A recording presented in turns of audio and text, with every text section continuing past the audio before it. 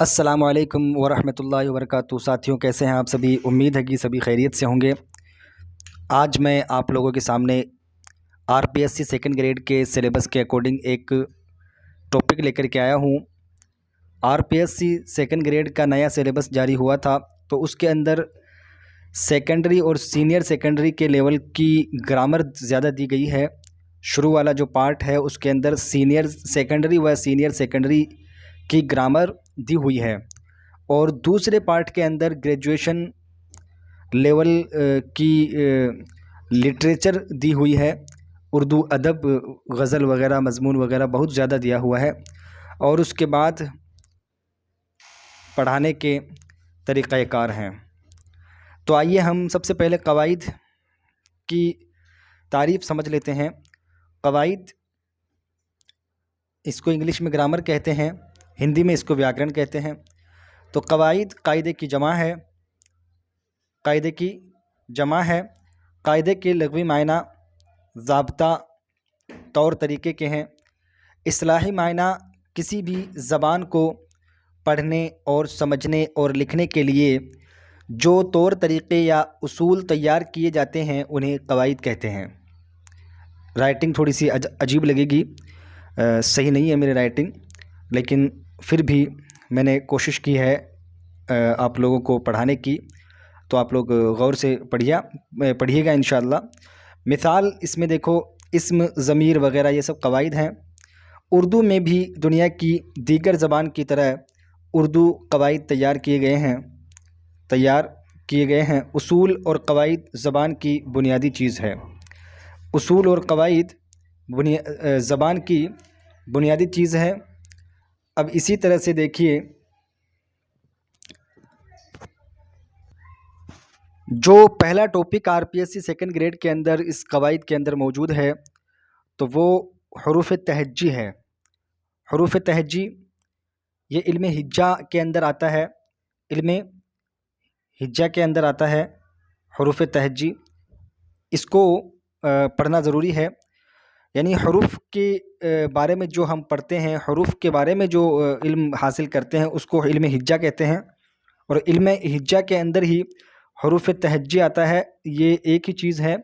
किसी भी ज़बान की आवाज़ को उसकी तहरीरी शक्ल के लिए कुछ निशान मुकर्रर किए जाते हैं। किसी भी ज़बान की आवाज़ होती है, उसकी तहरीरी शक्ल यानी उसकी लिखावट, लिखने की जो शक्ल होती है, उसको मुकर्रर की जाती है, हर ज़बान के अंदर है। उन्हीं को हरूफ कहते हैं। इन्हीं को हरूफ कहते हैं। उर्दू में इनको हरूफ तहज्जी कहते हैं। उर्दू में इनको क्या कहते हैं? हरूफ तहज्जी कहते हैं। उर्दू ज़बान में हरूफ की तादाद 36 हैं। हरूफ की तादाद 36 हैं। NCERT की छठी किताब के अंदर मौजूद है। कक्षा 6 की किताब के अंदर, NCERT की कक्षा 6 जान पहचान की किताब के अंदर इनकी तादाद 36 ही हैं। उसमें एक तो ये हमज़ा और एक ये है, ये दोनों चीज़ें उसमें नहीं दी हुई हैं। अगर इनको जोड़ लेते हैं तो 38 हो जाती है। इनको अगर जोड़ते हैं तो 38 होती है, और इनको नहीं जोड़ते हैं तो 36 रहती है। और राजस्थान बोर्ड के मुताबिक 37 हैं। राजस्थान बोर्ड के मुताबिक 37 है, जिसके अंदर हमज़ा भी दिया हुआ।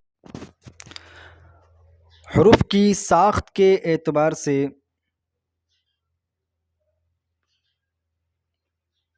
दो किस्में हैं।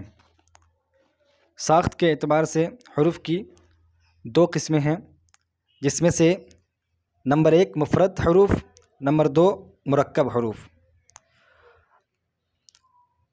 मुफ़रद हरूफ कहते हैं अलग अलग हरूफ को मुफ़रद हरूफ कहते हैं। अलिफ, बे, पे से लेकर के ये तक के सारा जो होता है वो मुफ़रद हरूफ होता है। अलिफ से लेकर ये तक जितने भी होते हैं वो मुफ़रद हरूफ होते हैं, क्योंकि अलग अलग हरूफ होते हैं। इसी तरह से मुरक्कब हरूफ मिले जुले हरूफ को कहते हैं। मुरक्कब हरूफ मिले जुले हरूफ को कहते हैं। इसमें देखिए, इनकी तादाद 14 हैं। और भै, फै, थे, ठे, झै, छे, धै, ढै, ढै, खे, घै, लह, मह, नह, ये हे से जुड़ कर के बने हैं। और हिंदी के हरूफ इनको बोला जाता है। ये हिंदी से निकल के उर्दू में आए हैं और इनकी तादाद टोटल 14 है और इनको हिकारी हरूफ भी कहते हैं। इनको हिकारी हरूफ भी कहते हैं क्योंकि ये इनके साथ में सबके साथ में हे जुड़ा हुआ है। इनको हिकारी हरूफ भी कहते हैं। इसी तरह से हरूफ के अंदर कुछ चीज़ें और हैं, जैसे हम शक्ल हरूफ हैं, एक जैसी शक्ल वाले बे, पे, ते, टे, से, ये सब एक जैसी शक्ल वाले हैं। जीम, चे, हे, खे, दाल, डाल, दाल, रे, अड़े, जे, ये सब एक जैसी शक्ल वाले हैं, इसलिए इनको हम शक्ल हरूफ कहते हैं। हम आवाज़ हरूफ एक जैसी आवाज़ वाले, जैसे ते, तोए, टे, इनकी सबकी एक जैसी आवाज़ है। सीन, शीन, स्वाद, स्वाद, सीन, शीन, स्वाद, से, इनकी एक जैसी आवाज़ है। इनको हिंदी में अगर लिखेंगे तो स बनेगा, अगर इन दोनों को ते और तोए को लिखेंगे तो तय बनेगा। जे, दाल, जोए, जे, जीम, ज्वाद, जे, इनका जय बनेगा सबका। इसी तरह से बहुत सारे हैं, जैसे ख है, इसका खे होता है और एक ये ख हिकारी वाला, ऐसे बहुत सारे हैं। काफ है, दो हैं। तो ये हम आवाज़ हरूफ हैं जिनकी आवाज़ एक जैसी है। और इसी तरह से अब हम नुक्तों के हिसाब से देखते हैं। नुक्तों के हिसाब से दो किस्में होती हैं हरूफ की। हरूफ की नुक्तों के एतबार से अगर देखा जाता है तो दो किस्में होती हैं, मनकूत हरूफ और गैर मनकूत हरूफ। मनकूत हरूफ जिन पर नुक्ते लगे हुए होते हैं, जिन पर नुक्ते लगे हुए होते हैं, जैसे बे, पे, जीम, काफ। और मनकूत हरूफ की दो किस्में हैं, फ़ौकानी और तहतानी। फ़ौकानी और तहतानी। फ़ौकानी हरूफ वो होते हैं जिनके ऊपर लगे हुए होते हों, जिनके ऊपर नुक्ते लगे हुए होते हैं, जैसे जिनके ऊपर नुक्ते लगे हुए होते हैं, यहाँ हम लिख देते हैं फ़ौकानी हरूफ। ये तो थोड़ा मिस्टेक हो रखा है यहाँ। फ़ौकानी हरूफ कौन से होते हैं? जिनके ऊपर नुक्ते लगे हुए होते हैं। अब ऊपर जैसे ते है, खे है, जाल है, काफ है, और बहुत सारे ऐसे हरूफ हैं जिनके ऊपर नुक्ते लगे हुए होते हैं। से पर भी लगा हुआ होता है। और तहतानी, तहतानी वो होते हैं जिनके नीचे नीचे नुक्ते लगे हुए होते हैं, जिनके नीचे नुक्ते लगे हुए होते हैं,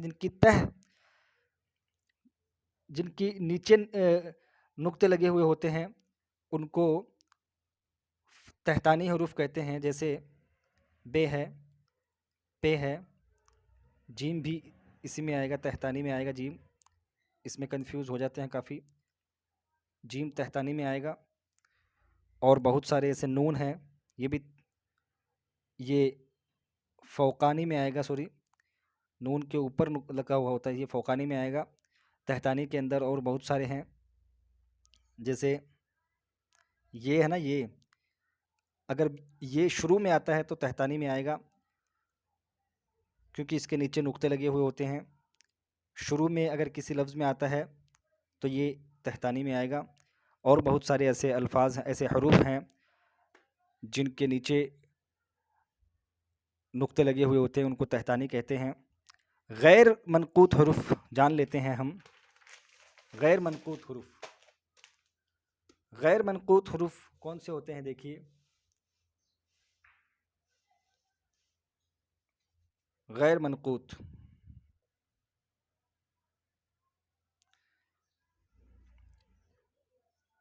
लफ्ज़ से साफ ज़ाहिर हो रहा है कि जिन हरूफ पर नुक्ते ना लगे हों, ना लगे हों, उनको क्या कहते हैं? गैर मनकूत। और कई ऐसे हरूफ हैं जिन पे नुक्ते नहीं लगे हुए होते हैं, जैसे लाम है, मीम है, अलिफ खुद है, और वाव है, हमज़ा है, बहुत सारे ऐसे हरूफ हैं जिन पे नुक्ते नहीं लगे हुए हैं तो होते हैं, इनको गैर मनक़ूत हुरूफ कहते हैं, इनको गैर मनक़ूत हुरूफ कहते हैं। अब मनक़ूत का एक नाम और है, देखिए, जो नुक्ते वाले हुरूफ होते हैं उनको मुअज्जमा भी कहते हैं, और गैर मनक़ूत, ये जो गैर मनक़ूत है इसको मुहम्मला भी कहते हैं। इसको क्या कहते हैं? मुहम्मला। और मनक़ूत हुरूफ को मुअज्जमा कहते हैं। तो ये दोनों बातें भी ध्यान रखना। ये छोटी सी क्लास हमारी थी जो आज मैंने आप लोगों को नोटबुक के ज़रिए से पढ़ाई है, क्योंकि मेरे पास बोर्ड नहीं है और इंशाअल्लाह बोर्ड भी आएगा और बोर्ड पर भी इंशाअल्लाह क्लास लेंगे। अस्सलामु अलैकुम व रहमतुल्लाहि व बरकातुहू।